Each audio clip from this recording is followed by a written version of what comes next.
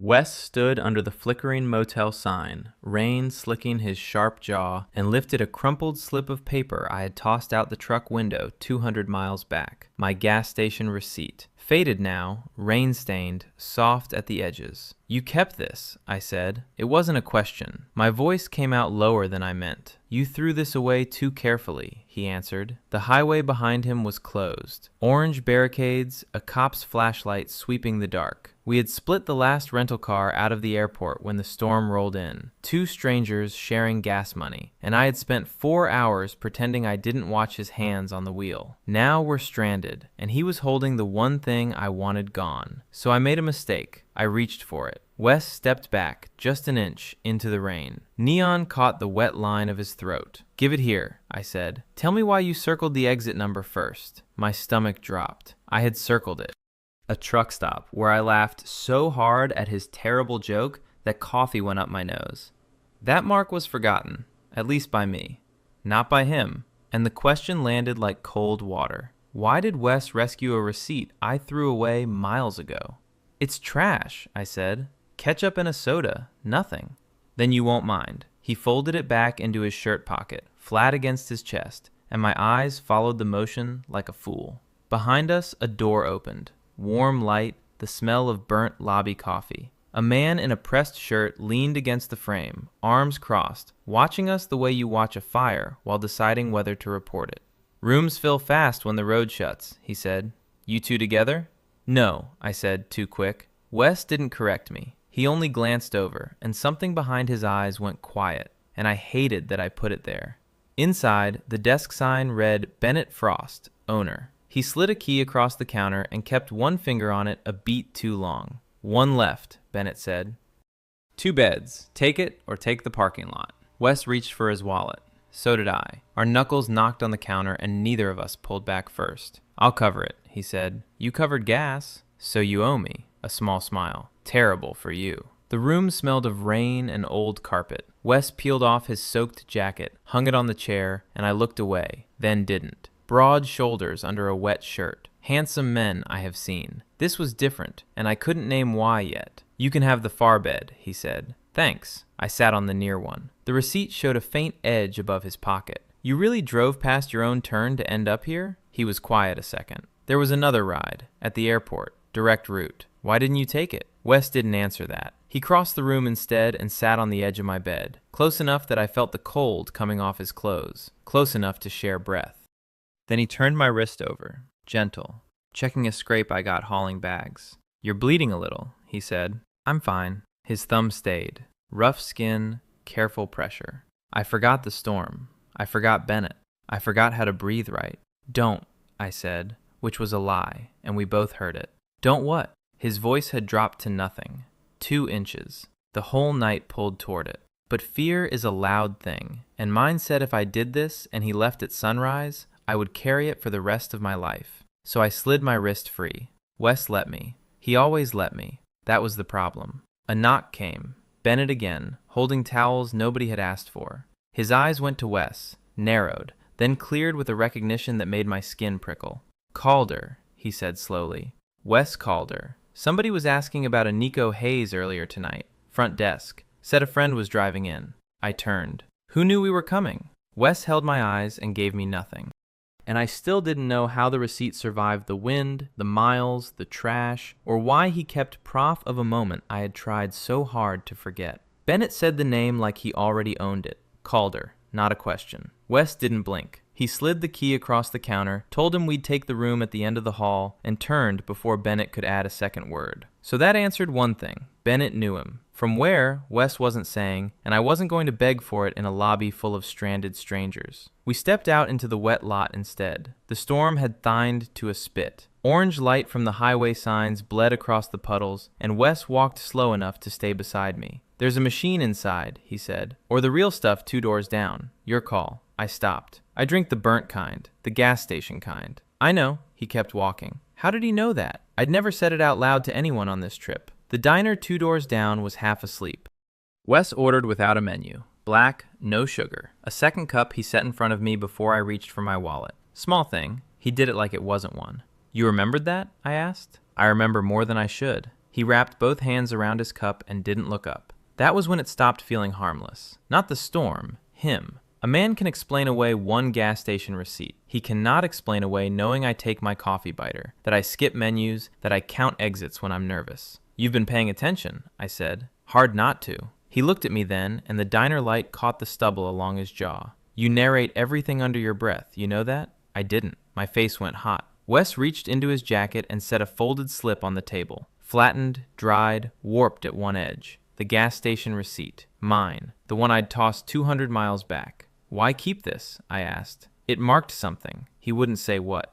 On the blank side, he'd drawn the highway, the closed stretch, a lop around it. Our detour, sketched while I was still catching up on today. There's a faster route north, I said. Faster isn't better, he shrugged. Slower has diners. Weak answer. He knew it too. Through the window, I caught Bennett crossing the lot toward the ice machine. He wasn't watching us. Then he was. His eyes dropped to the table, to Wes's hand an inch from mine, to the second coffee bought without asking. Something clicked behind his polished face, and he filed it away. I pulled my hand back. Too late, and for the wrong reason. He know you well? I asked. Well enough to make trouble. Wes said it lightly, but his jaw set. Don't worry about Bennett. I'm not. True. I was worried about what Bennett had just said, the thing I hadn't let myself name until a stranger bought the exact coffee I'd never ordered. We walked back under a sky that couldn't commit to rain.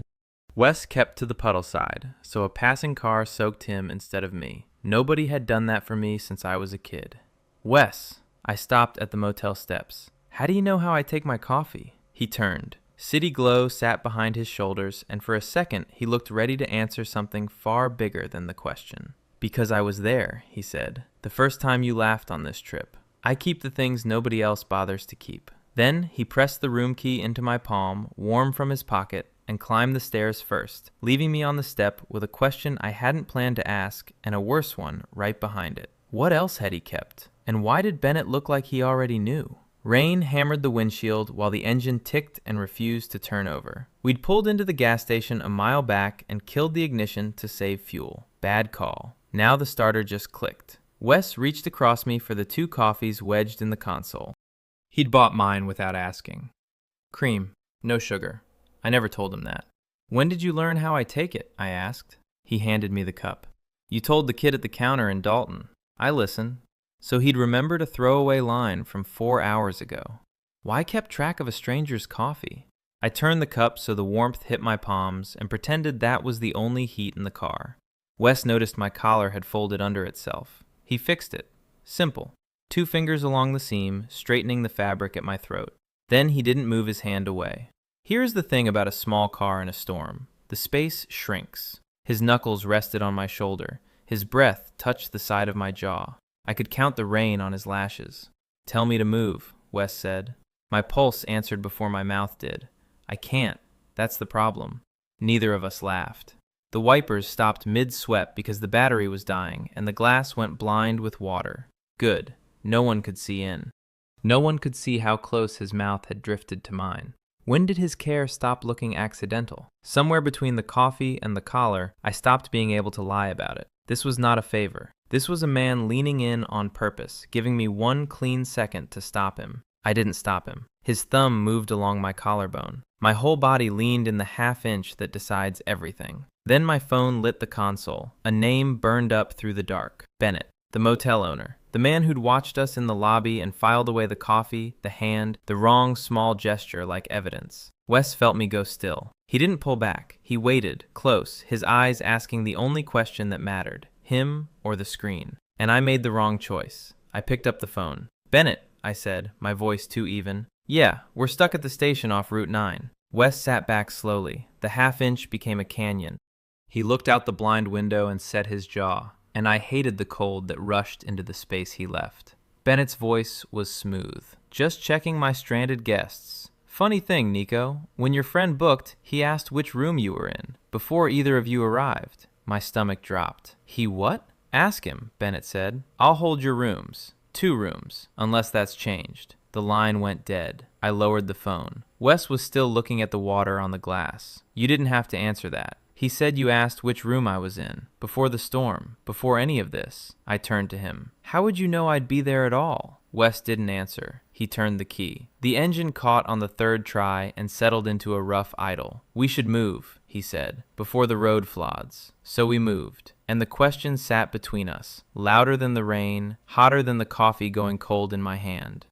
Bennett was already behind the counter when we walked in, drying a glass he did not need to dry. 6 strangers filed the little lobby, all of them stranded, all of them bored enough to watch anything. He smiled at me first. That was the tell. "Room's ready, Nico," he said. "Yours and your friends." Wes set our bags down without a word. I felt the room shift toward us, the way people lean when they smell a story. "Long drive?" Bennett asked. His eyes were not on me. They were on Wes's jacket pocket. "Storm closed the pass," I said. "So I heard." He set the glass down. Then he reached under the counter and pulled out a slip of paper, soft and warped. The ink bled gray. My stomach dropped before my brain caught up. It was the gas station receipt. Mine. The one I threw in a trash bin 200 miles back. "This fell out of your friend's coat when he checked the room," Bennett said, loud enough for the couple by the window. "Funny thing to keep. Why my receipt, Nico? Or is it his now?"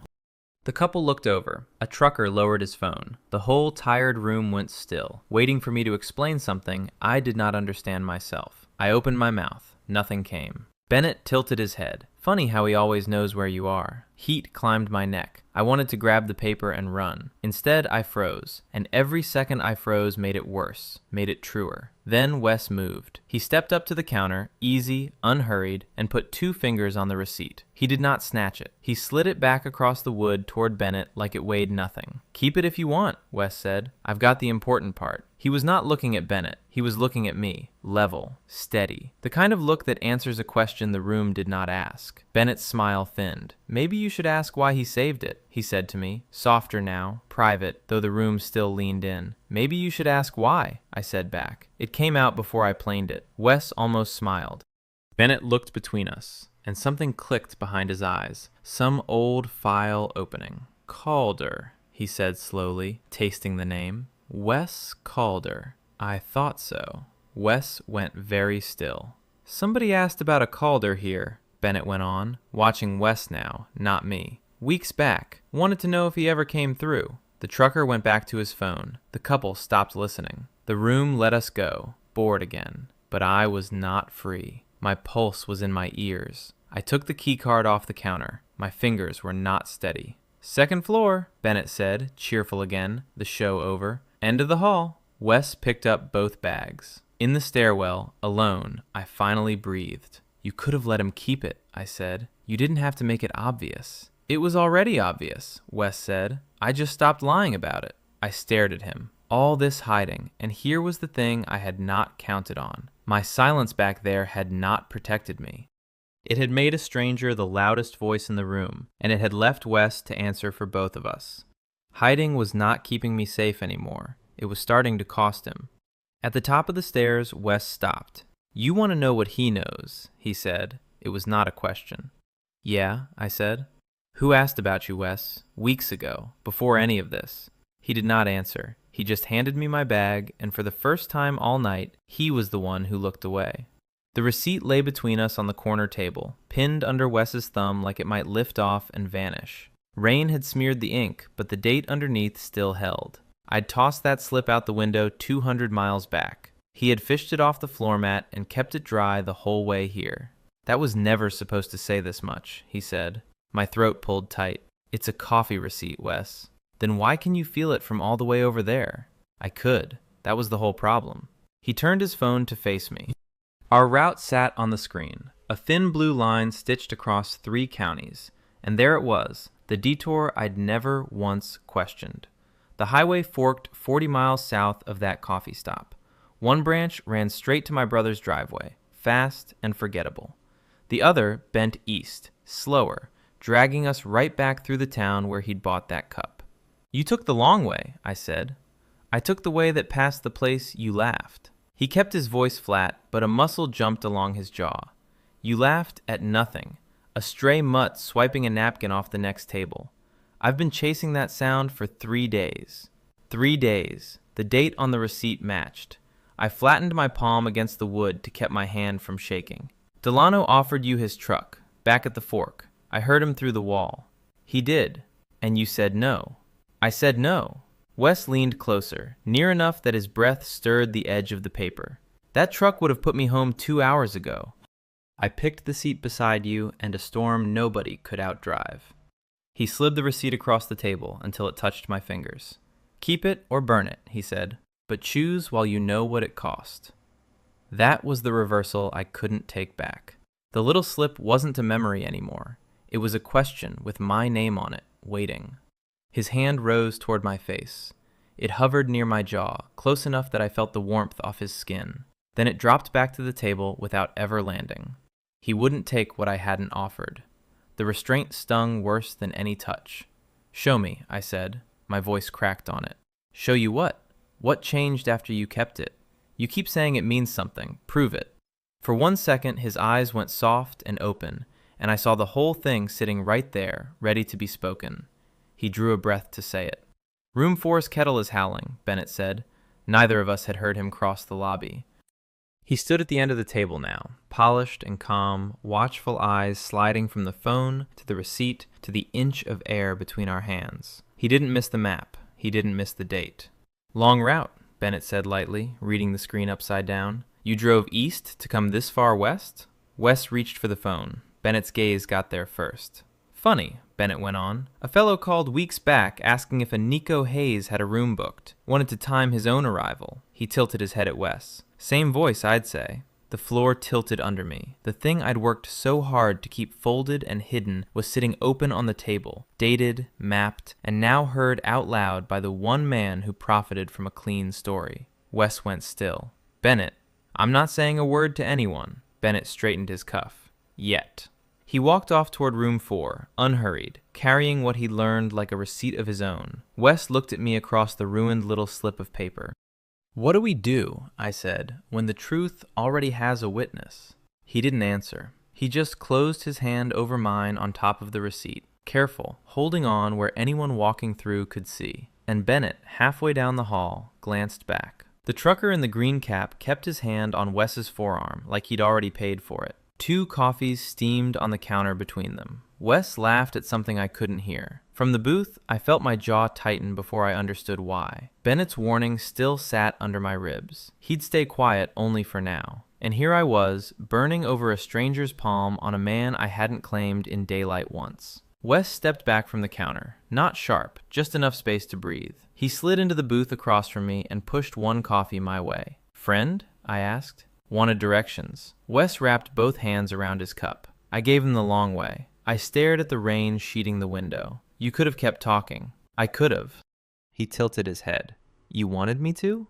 The question landed flat and honest, and I had no safe answer. So I said nothing, which was its own answer, and we both knew it. The rain doubled. A radio behind the counter cut to static. Wes reached across and turned my coffee so the handle faced my hand. The same small care he'd done a dozen times without asking. I looked at the cup instead of him. "You do that on purpose," I said. "Every time." He said it like a fact, not a flirt. That was the trouble with Wes. He never oversold anything. He just did the quiet thing and let me decide what it meant. And I kept deciding it meant nothing so I wouldn't have to be brave. Then the trucker laughed again, loud, and I felt my spine go rigid all over again. Wes noticed. Of course he noticed. "Nico," he set his cup down. "Come here a second." I don't know why I stood. My legs decided before I did. He led me past the register into the narrow hall by the payphones, where the fluorescent light buzzed and the floor smelled like bleach and wet asphalt. He stopped close. Closer than the hall required. "You've been staring holes in that man for 10 minutes, he said. "Over nothing." "It wasn't nothing to me." "I know." His voice dropped. "That's the part that's killing me." His hand came up and settled on my shoulder, warm through the fabric, thumb resting at my collarbone. I could feel his breath. I could count the flecks of gray in his stubble. The whole loud diner shrank to the 6 inches between our mouths. I leaned. He leaned. My eyes were already closing. His phone rang. Not just buzzed. Rang, sharp and full, against his hip. We both flinched. He didn't move to answer it. He didn't move at all. "Let it go," I whispered. But the ringing kept splitting the space open, and something changed in his face. Not the call. The reason he'd almost kissed me here, in a hallway, where the only witness was a payphone nobody used. Wes stepped back. No, he said. No? I'm not doing this in a hallway. His jaw worked. I did the kitchenette. I did the car. I did every dark corner you'd give me. The phone finally stopped. The silence after it was worse. I am not your secret place anymore, Nico. The words hit somewhere I couldn't guard. Then what are you? I asked, and my voice cracked on it. He looked at me for a long moment. The green-capped trucker had gone quiet at the counter. Bennett's warning, the receipt, the map, all of it pressed into that one hallway. That's your answer to give, Wes said, not mine. For a second, I wanted to grab his sleeve and pull him back into the dark where it was safe. My hand even lifted. Then it dropped because he was right, and we both watched it fall. He walked back toward the light, leaving me holding a question I couldn't set down. Wanting him wasn't the hard part anymore. Wanting him had always been easy in the dark. The hard part was that he'd stopped letting me want him quietly. And now the choice sat in my hands, warm and terrifying, with people close enough to see whatever I did next. Bennett caught me in the corridor before I reached room 9. He didn't block my path. He leaned by the ice machine, arms crossed, like he'd been counting the minutes until I tried to slip by. You left your key at the desk, he said. He held it out. I reached for it. His fingers stayed closed a beat too long. Rough night, he added, for a man who keeps telling me nothing's happening here. Something in my chest dropped. How much can a motel owner read from behind a front desk? What had he watched cross that lobby while I told myself no one was looking? Wes checked in under a name I remembered, Bennett said. He asked about you, before you ever walked in tonight. Asked if a Nico Hayes had booked a room. I opened my mouth. Nothing useful came out. So he knew you'd be here, Bennett went on. And you're still calling this weather. Down the hall, Wes stood near the vending machine, close enough to hear, far enough to let me answer. He didn't step in. That was the worst part. He'd said the choice was mine, and now he was making me keep it. I saw how he looked at you, Bennett said. Quiet, not cruel. Then you saw more than I admitted, I told him. The words left before I could soften them. They landed like a confession I hadn't meant to sign. Bennett nodded, slow. He reached into his shirt pocket and set something on the ledge between us. A slip of paper, edges warped, ink bled to gray. The rain-stained receipt. Wes must have left it at the desk. Either way, Bennett had read the date printed across the top. This yours? He asked. No, I said. Too fast. His then. Bennett taped the smeared numbers. March 4th. Same date he wrote on the register when I asked why he'd drive through weather like this. He didn't say a storm. He said anniversary. His mouth tightened. Of what? He wouldn't tell me. I stared at that ruined paper. The night we laughed under the awning 200 miles back. The night I dropped the receipt in a bin and Wes fished it out when I wasn't watching. He'd carried it. He'd dated his whole detour to it. And I'd spent a week pretending it was gas fumes and bad luck. I run a clean place, Bennett said. People come through here scared, tired, lying to somebody. I don't judge that, but I won't let a man use my lobby to corner another. He glanced at Wes, then back. So tell me straight, is he cornering you, or are you cornering yourself? The question sat there. I couldn't answer it without answering everything. I don't know yet, I said. You do. Bennett slid the receipt toward me. You've known since he pulled this out of the garbage. Behind him, a couple wheeled a suitcase past, arguing about a missed exit, witnesses I hadn't asked for. Bennett waited until they cleared the corner. I'm not going to say anything tonight, he told me, but this room will see it whether you speak or not. People aren't stupid. By breakfast, somebody says it out loud, and then it isn't yours to tell anymore. That a threat? It's a clock. He straightened his cuffs. You've got until morning. After that, the truth walks in on its own 2 feet, and it won't wait for you to be ready. He left me holding a key in one hand and a fading receipt in the other. Wes hadn't moved. He watched me pocket the paper. He watched me choose the door instead of him. Nico, he said. Not tonight, I answered. I need to think. It cost him something. He nodded anyway and let me go. Walking away, I understood I'd just spent the last of a trust I couldn't buy back. Bennett gave me until sunrise. But could I say it out loud before someone else did it for me? Sunrise bled gray under the curtain, and Wes was already dressed. He sat on the edge of the mattress with his boots laced, spine straight, a man who'd decided something while I slept. I counted 3 seconds before he turned. His jaw was set. His eyes weren't cold. They were worse. They were made up. You waited, I said. Until now. His voice came out flat. I promised myself sunrise. It's sunrise. Bennett's deadline sat between us like a third body. Say it yourself before the room says it for you. I'd rehearsed sentences all night and spoken none of them aloud. The clock had come to collect. Wes reached into his jacket.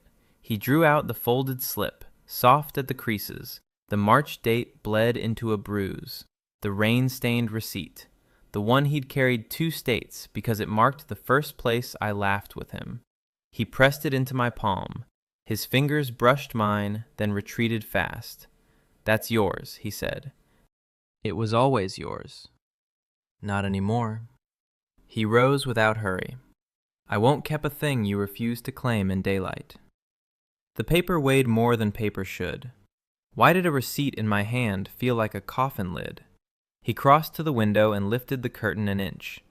Pale light cut a stripe across the floor and stopped short of my feet, as if even the sun knew whose side I'd chosen. "You keep asking me to wait in the dark," he said, not turning around. "I never asked—" "You didn't have to. You just never turned the light on." My shirt was wrinkled from a night of not sleeping. I wanted to close the space between us and couldn't make my legs spend the trust I'd already burned.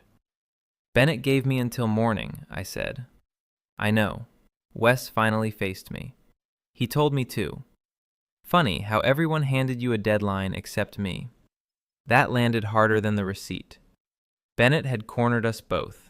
What else had passed between them in that lobby while I hid in the corridor? "I don't know how to bring you into the light," I admitted. Something in him flickered, then steadied. "That's the whole thing, Nico. I do know. I just stopped wanting to teach it." He picked up his bag from the chair, one strap over one shoulder. The room felt smaller with him ready to leave it. "Where are you going?" I asked. Lobbies full of stranded people. Bennett's pouring coffee for all of them. A dry, almost smile. Public place, witnesses, everything I supposedly wanted. "You're going down there without me." "I'm going down there as myself." He paused at the threshold. "You can come as whoever you decide to be by the time you hit the stairs." He didn't slam anything. That was the cruel part. Gentle men do the leaving quietly. For one breath, the wanting nearly moved me. I gripped the frame instead of his sleeve. That was the whole trip in one gesture. He stepped forward, and I braced against leaving. His boots went down the hall, even, unhurried, and I understood something I'd been dodging since the storm shut the highway. Silence is a choice, too. I'd been telling myself I was waiting for the right moment, waiting for safety, waiting for the room to empty of watchers. But every hour I stayed quiet, I was answering the question. I was saying no with my mouth shut. The receipt sat in my open palm. His warmth had already left the paper. I turned it over. On the back, in pencil I'd never noticed, a single line. First time he laughed. Keep. He'd written it that first night. He'd known before I did, and he'd set it in ink so I couldn't argue. My throat closed. Downstairs, a door swung and voices rose. Ordinary travelers trading complaints about the weather. Somewhere in that noise, Wes was becoming a man who no longer needed to hide me. I had 2 choices, and both cost something. Stay up here and keep him safe as a secret, or walk down and spend the last of my nerve where 30 strangers and Bennett Frost could watch me do it. I folded the receipt along its old creases and pushed it into my chest pocket, over the loud part of me. Then I moved toward the stairs, not sure yet what my mouth would do when the room turned to look. But I knew this much. If I let him leave first, the storm wouldn't be the thing that ended us. I would be. Why did handing back the receipt feel less like closure and more like goodbye? The lobby went quiet the second my shoe hit the last stair. 12 strangers waited on vinyl chairs for a highway that had just reopened, and every one of them had heard something about me by now. Bennett stood behind the desk in a pressed gray shirt, hands flat on the counter like a man keeping score. I looked for Wes. He wasn't there. So this was the damage. He had gone down alone, and I had let him. The receipt was still in my jacket pocket. I could feel the stiff, rain-warped edge of it through the lining. The March date bled soft where the storm got in. Wes rescued a slip of paper I threw at a trash can and missed. Why would a man carry proof of a night I barely remembered ordering coffee? Bennett watched me cross the floor. "Bus leaves in 20, he said, easy, public. "Your friend already checked out." Already. The word landed like a closed door. "Where?" I said.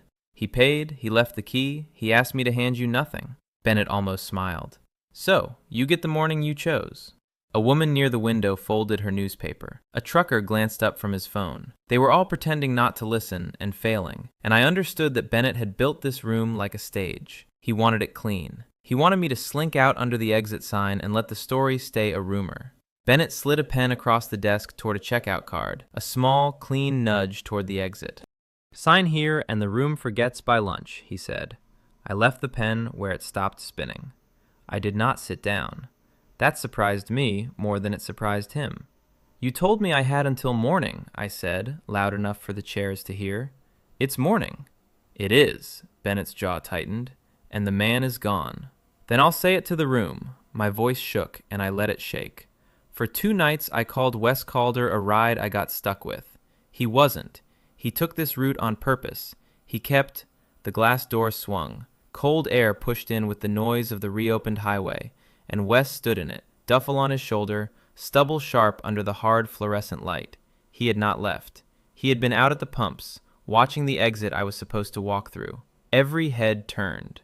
Turning was always the part I ran from. This time, the running never came. Say it because it's true, Wes said, low, crossing the tile toward me. Not because I'm here. It's true because you're here, I answered. For a second, nobody moved. Then Wes let out a breath he must have carried since the storm. Bennett's palm pressed flat on the counter again. The room stopped breathing. I lifted the receipt out and laid it on the desk between all of us, the bled March ink facing up where he could read every soft number. He kept this, I told the strangers. From the first place I ever laughed with him. I threw it in the trash. He fished it out. Wes still didn't reach for me. He held there, near enough that the cold rolled off his jacket onto my arm, and asked the only thing that mattered without a word. Would he stay standing beside me now that the quiet was gone? The trucker studied the receipt. The woman studied Wes. Bennett studied me like his clean version of this morning had just split down the seam and there was nothing tidy left to say. The road's open, Wes said. I'm not driving onto it without an answer. Somewhere behind me, a chair scraped. Nobody left. The reopened highway hummed past the glass, and for once, it was not the thing pulling either of us apart. I had spent my whole life choosing the safe door. My hand found his sleeve first, then the room, then the light. The safe version of me did not walk out that exit. He stayed. One question sat in the space he'd left open. Would Wes still be standing beside me once the whole room knew what it cost?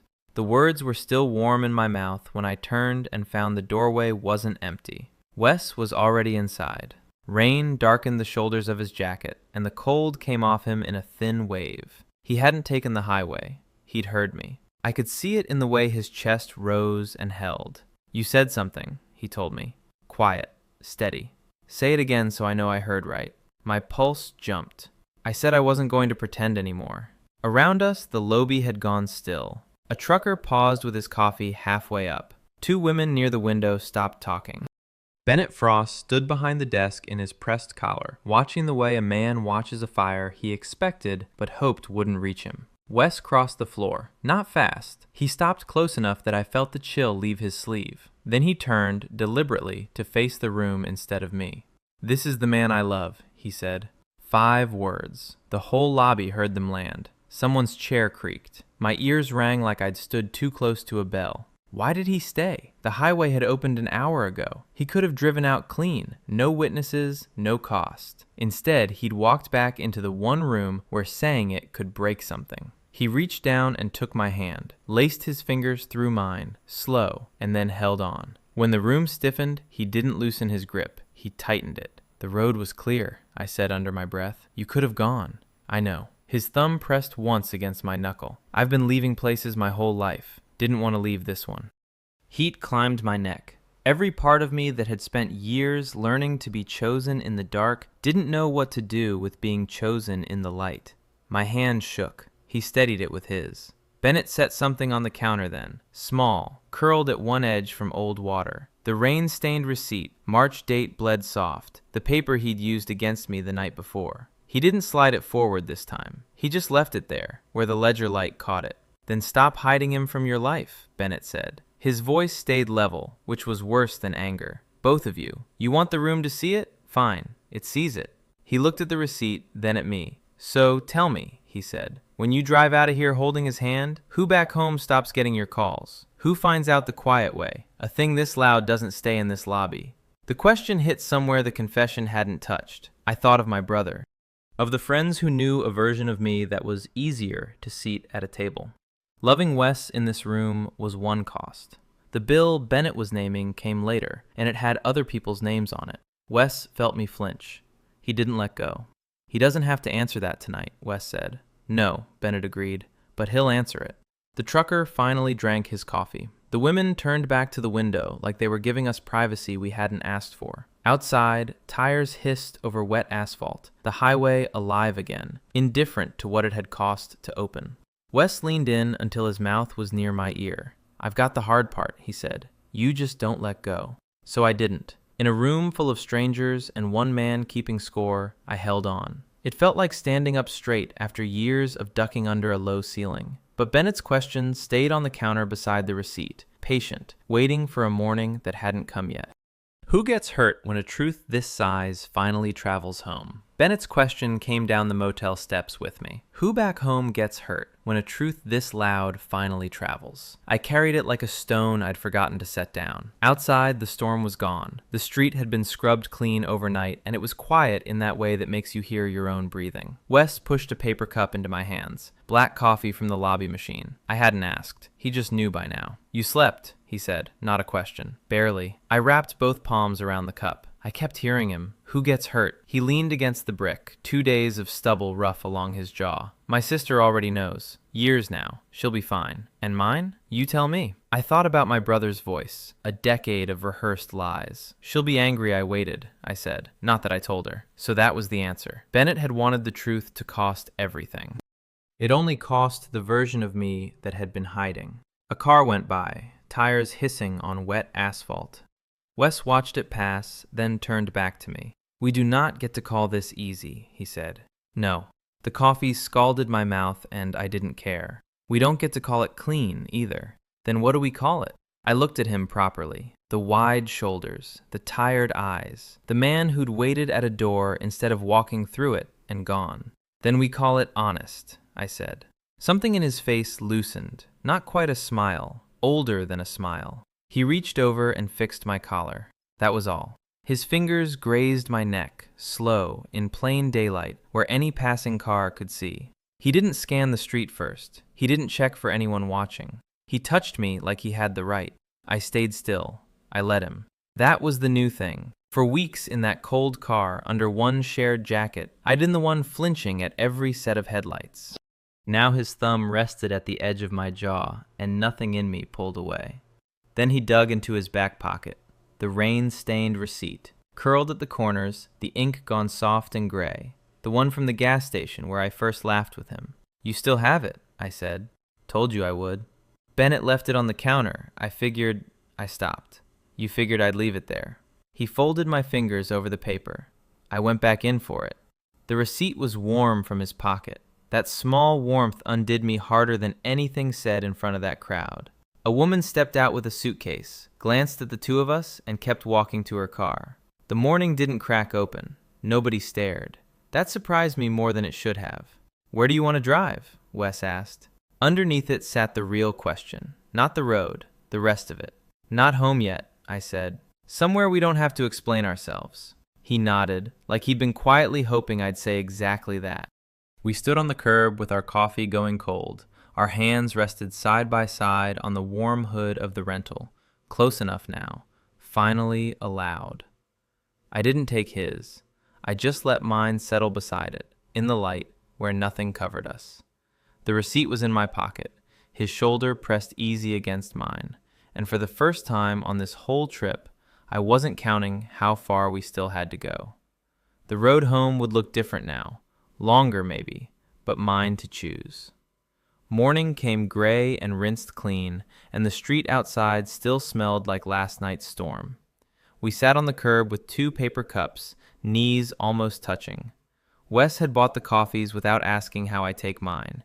He got it right anyway. That small thing landed harder than any speech from the lobby. Neither of us said much. What was there to fix with words now? Bennett watered the planters by the office, pretending he wasn't listening. He'd asked me who back home gets hurt when a truth this loud travels. My answers sat in my chest all night. This morning it felt smaller. Not gone, just carried differently. Wes reached into his jacket. I braced for another gesture, another prof.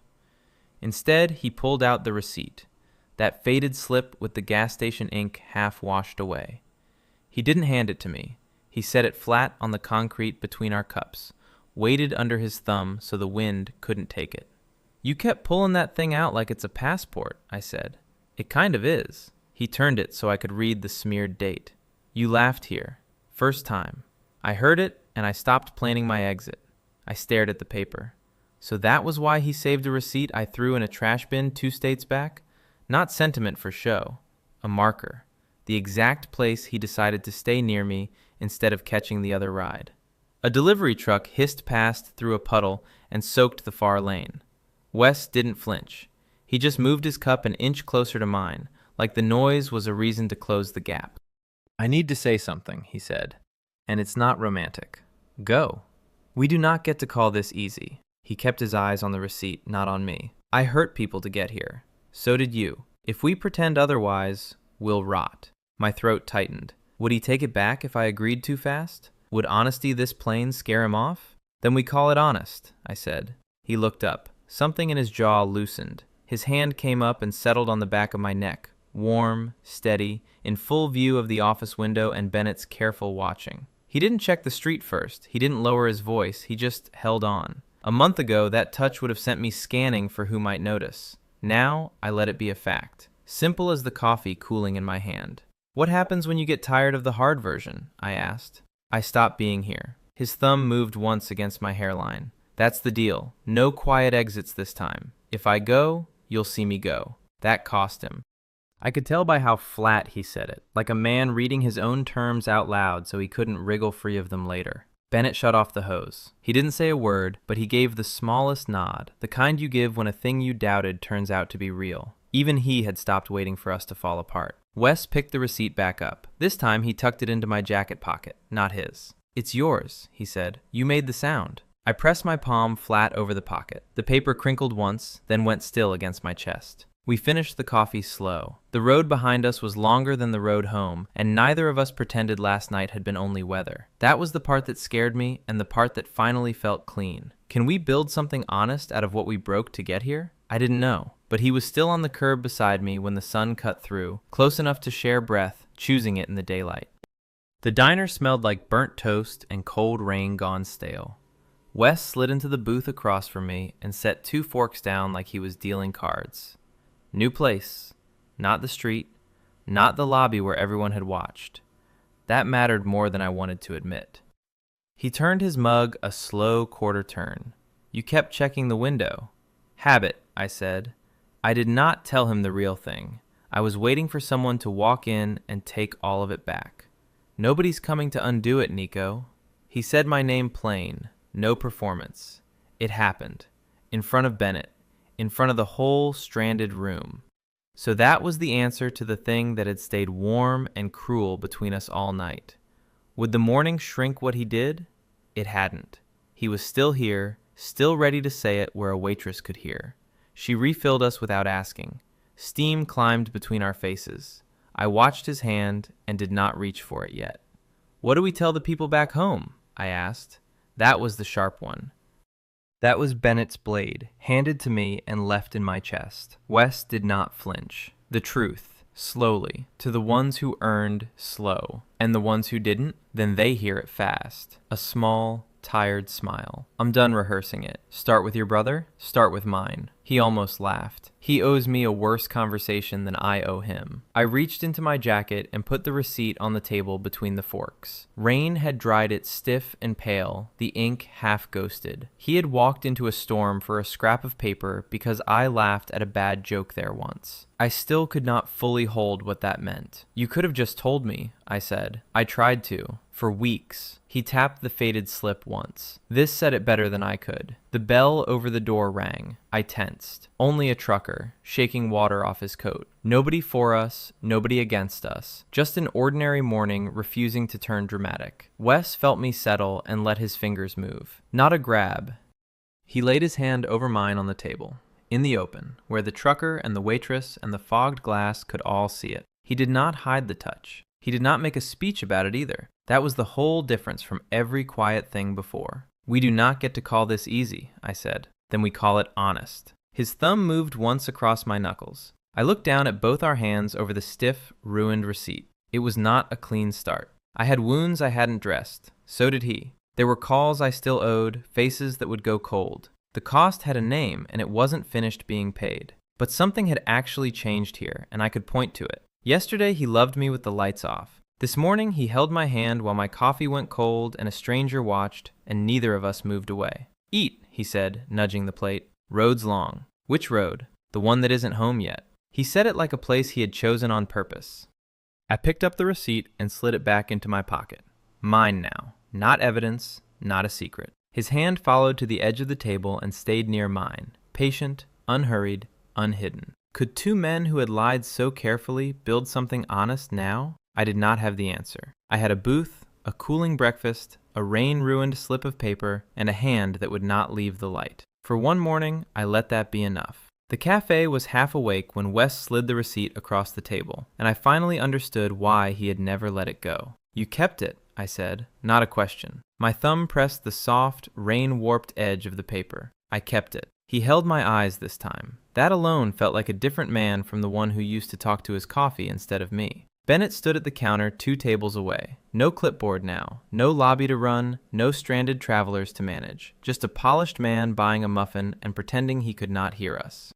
The whole town had shrunk to this small room. A wet street outside, 2 cups between us, 1 crumpled slip of paper that had survived a storm, a closed highway, and me trying to throw it out a car window somewhere near the state line. Why this one? I asked. You tossed every gas receipt from that trip, every single one, but not this. Wes turned the slip so the faded ink faced me. A truck stop, a date I only half remembered. A total for 2 coffees and 1 terrible sandwich. Because you laughed here, he said. First time on the whole drive. You had been polite until then, careful with me. Then you laughed at something stupid I said, and I wanted proof it happened. I set my cup down. The answer landed heavier than I expected. Weeks of wondering, and it came down to 1 ordinary minute I had not even noticed. You could have told me in the car, I said. I could have taken a different ride, too. His mouth tightened. I didn't. You know that now. The cost of the last week sat at the table with us like a third guest. My brother still would not answer my calls. My old lease was gone, signed away in a decision I made at 3 a.m. with my hands shaking. I had told people. All of them. No one had made it painless, and I had stopped asking them to. Did I regret it? I checked, the way you press a bruise to see if it still hurts. It hurt. I did not regret it. My phone buzzed once on the table. Marcus. My brother's name finally lighting the screen. I turned it face down. Not yet. That call could wait until I could answer it as the person I actually was, not the one he expected. Wes watched me do it and said nothing, which was its own kind of mercy. We don't get to call this easy, I said. Then we call it honest, Wes answered. Bennett paid for his muffin. On his way out, he paused beside our table, and for a second the old pressure came back into the room. He looked at Wes's hand, then at me. You asked about him, Wes said quietly. Weeks ago. At the desk. Bennett did not deny it.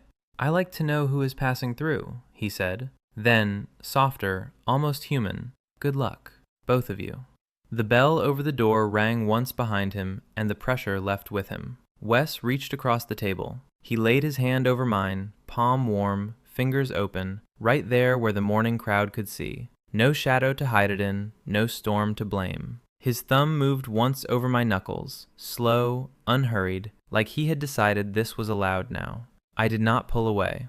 That was the whole thing, really. For months, I had let myself be wanted in the dark and called it love. This was different. This was chosen in daylight, at a scratched table, next to a stranger's abandoned coffee ring. Where do we go from here? I said. Not a real question, more a thing to say while my chest caught up. Wherever the road actually goes. He almost smiled. No pretending it's about the weather. I turned my hand under his so our palms met. The receipt stayed between the cups, its ink fading a little more in the light coming through the window. I did not need it anymore to know the minute had happened. I had him instead, in the open, holding on. Outside, the wet street began to dry in patches. 2 cups cooling, 2 hands, one over the other, in the plain gold light of a morning neither of us had planned to share. We stayed like that until the coffee went cold, and for once I let something be simple.